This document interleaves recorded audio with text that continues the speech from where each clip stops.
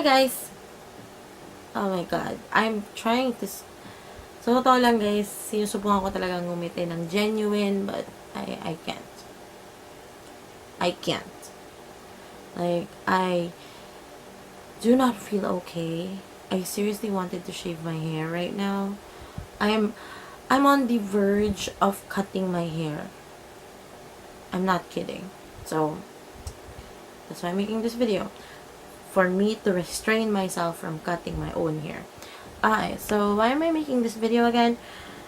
It's because I broke up. Well, me and my now ex-boyfriend, we're not together anymore.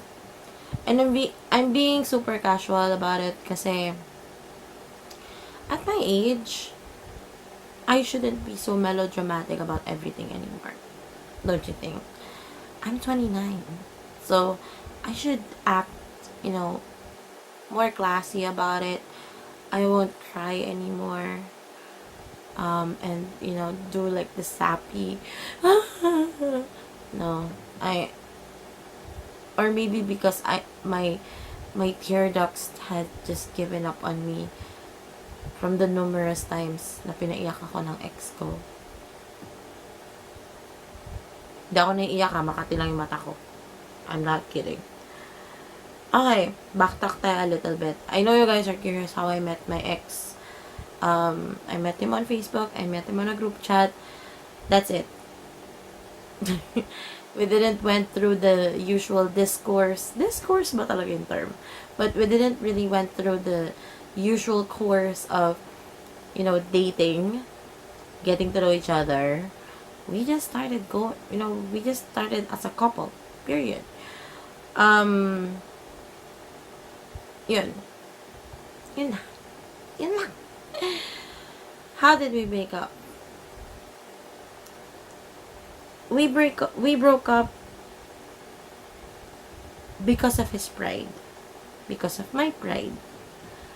Because of money. Okay? Hindi ko na i-sugarcoat. Okay? I'm not gonna sugarcoat it.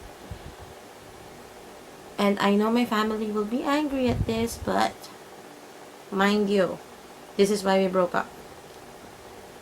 He asked for money so he can play his computer games.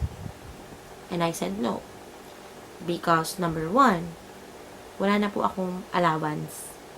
Number 2,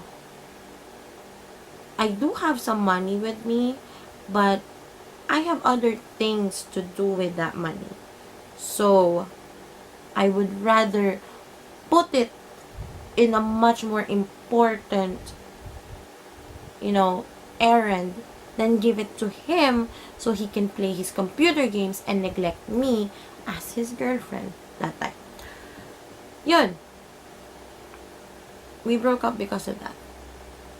I know there will be such an uproar about this. Like, so meaning dati binibigyan mo siyang pera. I know people will think a lot of things. And to be honest, guys, when you're in love, you don't really care. Well, for me, ako naman, when it comes to money, especially if I'll give it to my loved ones, to like people I care about the most, I don't care about money. I can earn money. It's just that at that point, I was, being asked by this guy to pick either I give it to this or give it to him. And I'm like, no. You don't ask me or you don't expect me to give you money for your vices. Like, for me, I have my own vices. Like, I go out and drink. I buy my own wine. I seldom smoke now. I rarely smoke now. So, I buy my own things. And him, he expects me to be sugar mommy. Ang pangit ng term. So, totoo lang. Nakakabwisit. Ayun, we broke up because of that. And there was a certain period during our post-breakup, like a few hours after he said, let's break up, maghiwalay na tayo, that I was like, oh, he's gonna come back. Because this has happened before. And there were several instances that, he has done a lot of stupid shit. And he would just like say sorry out of the blue. And I would immediately cry. And we would talk on the phone. And until now, as of filming, like before I filmed, there was something inside of me that was like crawling in my chest and in my brain, and there's like a voice saying, check his Facebook, check his Facebook. And I don't usually check my significant other's Facebook account for any activities, or Facebook to be in general. But I caved in to that, and I saw pictures of him with girls. I don't know who those girls are. To be honest, I don't really care anymore. But it hurts that you had the time of day to hang out with other girls, while your girlfriend, and the time this picture was posted, was the same time he didn't talk to me for 2 days straight. He didn't message me. He messaged me only once saying, my phone died and I don't really know. And I kept messaging him, hey, what are you doing? Where are you? How can I reach you? Can I call you? Can you like put your phone in another one? Like, girl. Sobrang panic mode ako noon at makakaloko-loka. But I've moved on. Tapos yun, nakita ko na he was hanging out with a bunch of girls and kung nakita ko yun prior to the breakup, that can be one of the reasons why. But the major reason was because of money. And my worst nightmare came true. I was used for my money. And yun yung isang bagay na ikinagagalit ko sa sarili ko. Na bakit napakabait ko to give this person a chance several times. And yun nga, napansin ko na yung pattern niya na pag di ko siya pinagbigyan, magtatampo siya, hindi niya ako papansinin for several hours, and he would act all high and mighty until I cave in. And that was the last straw when he said, wala na akong panlaro, tapos yung smiley face. I was like, really, bruh? Alam mo yung nagmansari tayo, hindi mo man lang ako binate, tapos you're asking for your panglaro. Eto na, lumalabas na yung anger sa sarili ko. Because I've been very quiet for so many days. Maybe this is like a part of me saying, pulling out all the emotions, bringing out the guns, and bang, bang, bang. Hindi ko nasabihin yung pangalan ng ex ko for his privacy. It just hurts that, alam mo yung feeling mong nagamit ka. Mas masahol pa yung parang naging bakla ako. I'm so sorry for saying that. Pero feeling ko, ginawa niya akong bakla. Pinirahan niya ako. Ginawa niya akong ATM machine. Ginawa niya akong, alam mo yun, I'm sorry if I offended anyone. So, totoo lang. Kasi parang ganun eh. Parang ginawa niya akong sugar mommy. Na pag may kailangan siya, ang sweet-sweet niya. Tapos pag nakuha na niya, wala. Alam mo yun, hindi ko makita yung sincerity sa boses niya. Tapos, alam niyang siya yung mali, ako pa rin yung nagsasorry.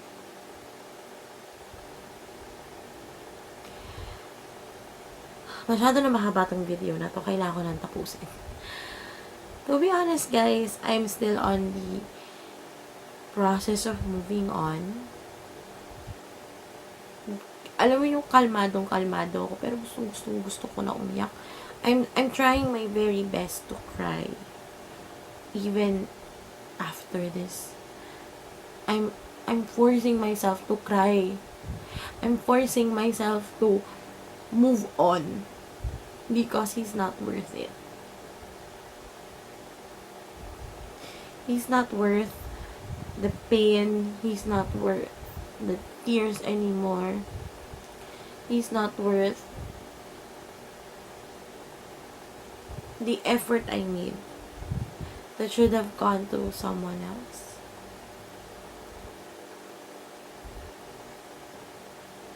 This is why I'm kind of secretive when it comes to my relationships, because they usually end up really bad, and I don't want other people to get involved.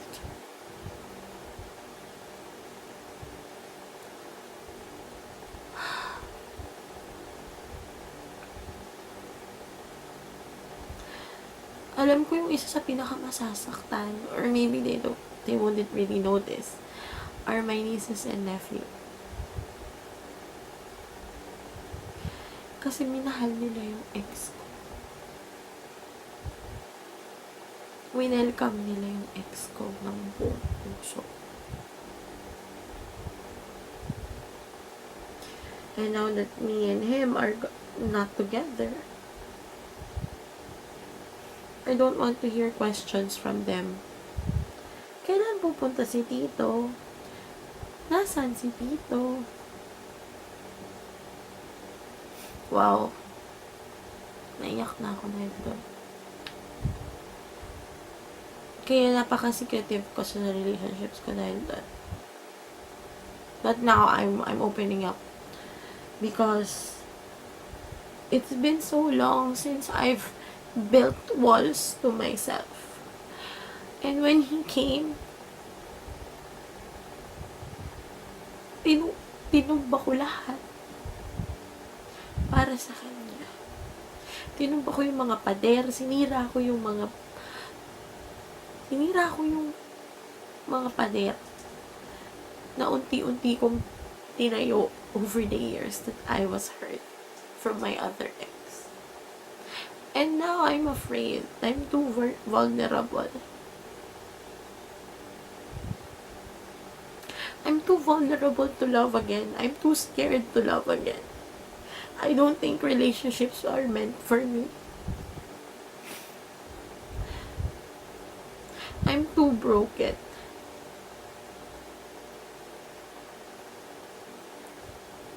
I don't know if there will be someone out there for me when I'm old. I don't know if I have, like, a man that will hold my hand even if it's wrinkly. Sa dami ng nanakit sa akin lalaki, I don't know if I can ever trust a guy with my heart ever again. And it hurts. Kasi I'm a romantic. But here I am, hurt again. And now, one of the things I need to think about is, how do I explain to the kids that, Tita doesn't have a boyfriend anymore? Lahat sila masaya sa akin.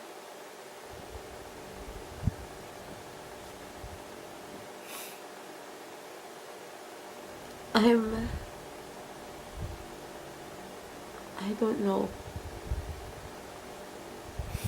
I really don't know. I'm just...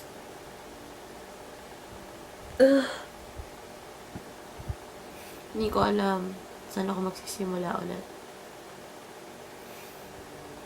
Alam mo yung... Masakit dito kasi. Ang sakit-sakit sa damdamin na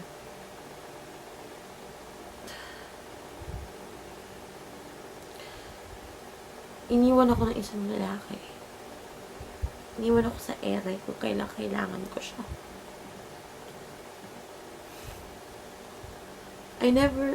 Alam mo yung minsan naiisip ko sa sarili ko, minahal ba niya talaga ako? Minsan alam mo yun, during the time na hindi kami nag-uusap, nako-question ko na, mahal niya ba talaga ako? Maybe, there was a time he did love me. Pero ngayon, hindi. Kasi pag mahal mo yung isang tao, para sa akin pag mahal mo yung isang tao, lahat ng bagay gagawin mo, mapasaya lang siya. Kahit na in the course nun, masaktan ka din.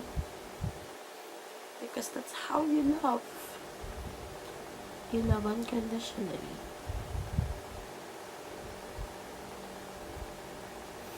But, I think, ano mo yun,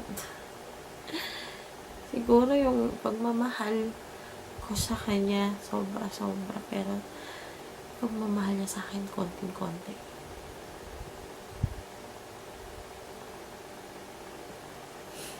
Haba na tong video na to, guys. Sorry naman. I hope that on my next few videos, I'll be much better. I hope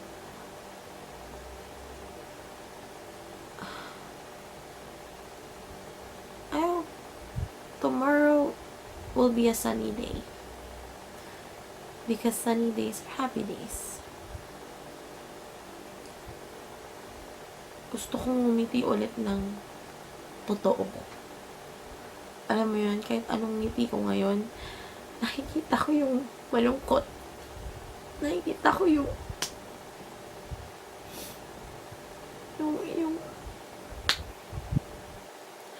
nakikita ko yung babaeng nasa dilim.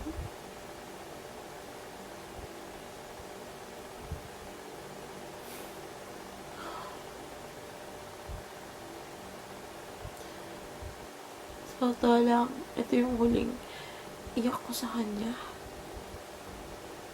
Niisip ko, this will be the last time I'll cry for him. This will be the last time I'm crying because of him.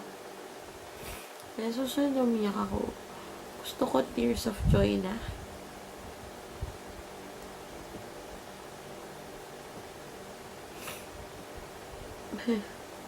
Ang drama ko, oh my God. This is supposed to be a beauty channel, but I'm crying. Oh well, that's how life is, diba? Okay, so with that, I have to go.